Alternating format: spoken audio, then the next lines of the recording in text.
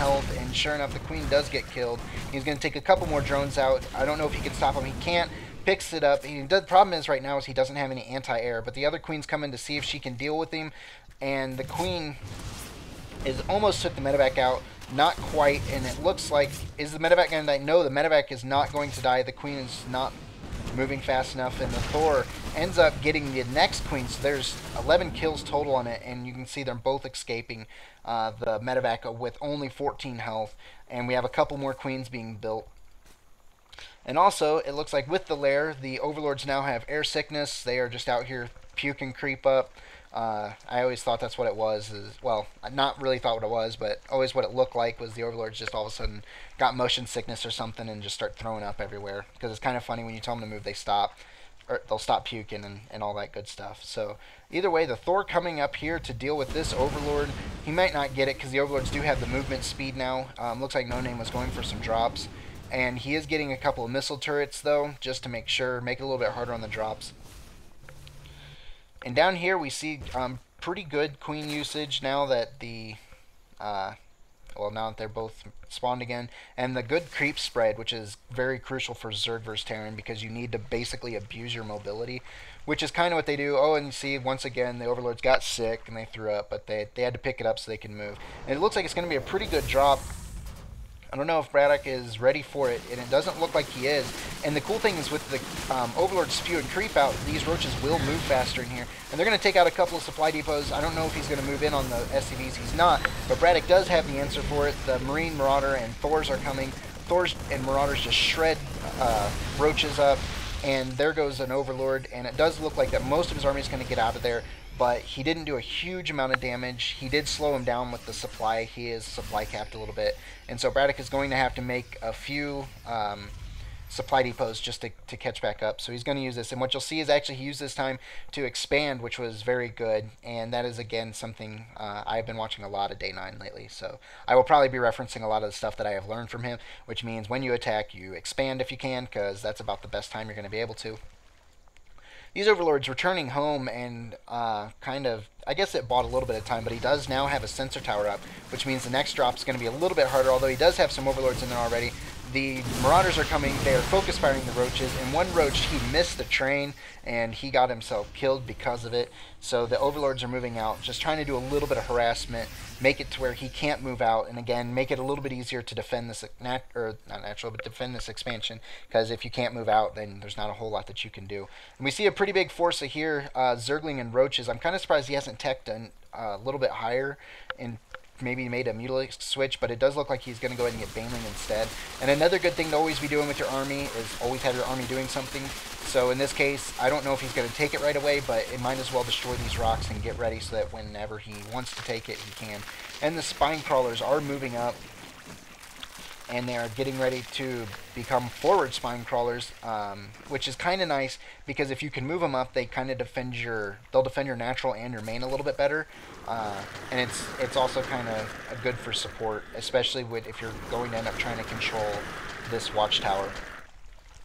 These overlords are up here just spewing the creep around, and it looks like Bratok is going to be moving out with a couple of medevacs and a Marine Marauder thing, ball, and he is getting upgrades, which is nice. You can see I like to leave it on the unit production or the production tab just to see what it is they're getting at when, and you see central fugal hooks, metabolic boost. So the Zergling's finally getting speed, the Baneling's getting speed, and he is getting Mutalisk now.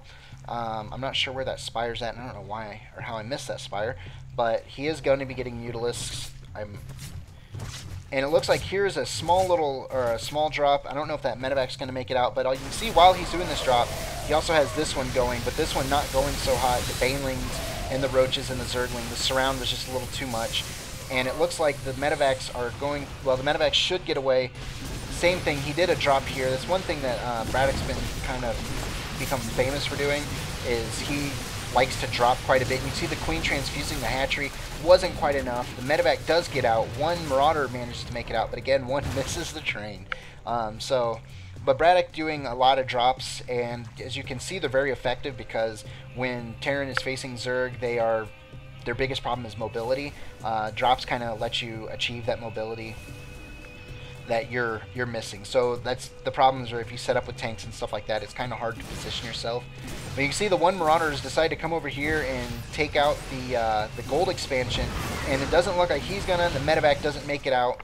But either way, now he is aware that there is a gold expansion, and you can see he's kind of moving out again, getting ready for another push, and also building another command center. Wouldn't be surprised if he's taken this the gold expansion on his own, and basically just doing the Marine medic. Yep, there they are, destroying the rocks, getting ready to take the gold. But it looks like Noname is not content to just sit there and let this happen, so he's going to go ahead and push out. And although the Thor do quite a bit of damage to Mutalisk, you can see he was still trying to get a little bit harassed, but one Mutalisk does get killed, and basically nothing else died. And now the Thor is shooting at the poor Overlord, who was just there checking things out. Scan going to see if you had an army sitting at this one, which is always kind of good. That way you know whether or not the enemy was aware of your movements. The Overlord came out and he scouted, and so he is kind of aware of what's going on. And you can see there's a nice little pincher going on. And I assume that Bratok might be going for... Oh, no, he might be sitting back. But if he's going for it, he might actually go for the gold expansion, assuming that it's up and running at the moment. And if he does, there's going to be a decent chance for Noname to get a surround on his army, which is always crucial. But the Xel'Naga Watchtower did provide enough view for him to see the Roach Zergling Mutalisk group coming. So basically, he just doesn't want this expansion to fall, it looks like. He wants to make sure. And Bratok, once again, I almost missed this drop too. He is doing another drop, but it looks like they will be dying as well. The Mutalisk can easily take out the medevac now that there's a pretty good amount of numbers.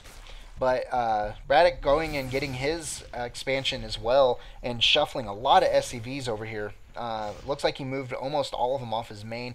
Yeah, he's got one per patch up here now, and basically just going to try to max out this... oh yeah, he's spending a lot on mules and everything, which means his income is going to be shooting way up here in a second. And as you can see, shooting up over 2,000. Oh, 23. Looks like he's going to be sitting right around 20. Oh no, 25, 28, 3,000. So right around 3,000 is his income, and he's got a planetary fortress there to make it a little bit harder for it to be taken out by no-name Zerg forces. Planetary fortresses with SCVs are pretty good at holding off Zerg armies, except for like Banelings and stuff, but that's mostly because Banelings will just destroy him. But it looks like now he is pretty much settled on Marauder and Thor, and medevacs to heal the Marauders, but the Thor are going to provide most of his air cover, which actually is okay in this one because his only air problem is going to be Mutalisk. But see, here's the surround I was talking about. It looks like he's going to have a nice surround, but the stim packs are going off, and he does have the upgrades, a 1-2, and it looks like Noname does not have any upgrades at all. And you can see what kind of effect upgrades will have. It lets forces hold off quite a bit stronger forces, and this might be it, because if we look at the production tab again, there's a lot of Zergling coming out, but I don't know if he's going to be able to hold them off. And sure enough, he was going for the gold expansion. The gold expansion went from him, and there's the good game, and it looks like this game is over. So I'm kind of sad the Zerg lost. Like I said, I'm a Zerg player, but a pretty good game overall. Some pretty key notes basically were: in the air, Thor handled Mutalisk very well. On the ground, Marauders handled Roaches pretty well, so wasn't a lot he could do on that ground. The harassment was nice, the drops were nice, and I got this replay from Starcraft 2 replayed.com, I believe it is, might be .org, I think it's .com, so you can get this replay from there, and it's just the Noname versus Bratok. But yeah, so good games. I'm going to try to get some more up here as we go, and I'm going to try to be a little more consistent with getting at least StarCraft ones up. Like I said, the League of Legends ones take a little longer to do, and so they're... Again, they take a little bit more commitment from me, and then I have to find a good game that I've played because we don't have replays from Riot yet. But hopefully that's coming soon. So if there's anything that you want to see, let me know. If you have replays or something that you want to send, my email is on my page. It's scpred@gmail.com, I believe. I haven't looked at it in a while, but it's on the left side of the page. So just send replays there, and let me know what you want to see. But I will talk to you later.